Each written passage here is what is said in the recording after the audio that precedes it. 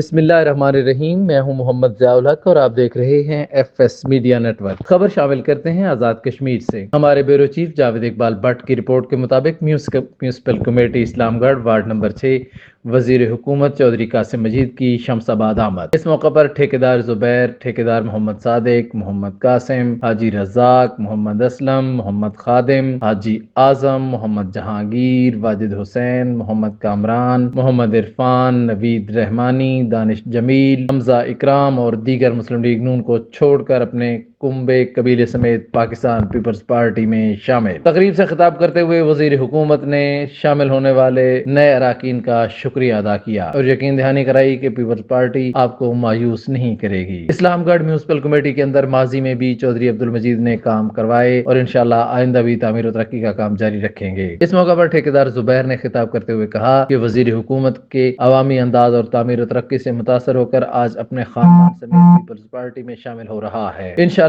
آئندہ آنے والے الیکشن میں اس وارڈ سے بھاری اکثریت سے کامیاب کرائیں گے۔ تقریب سے سابق ایڈمنسٹریٹر حاجی عظیم بھٹی، کونسلر چودھری عارف اور استاد شریف نے بھی خطاب کیا۔ سبسکرائب کیجیے ایف ایس میڈیا نیٹ ورک اور دیکھتے رہیے تازہ ترین تبصرے۔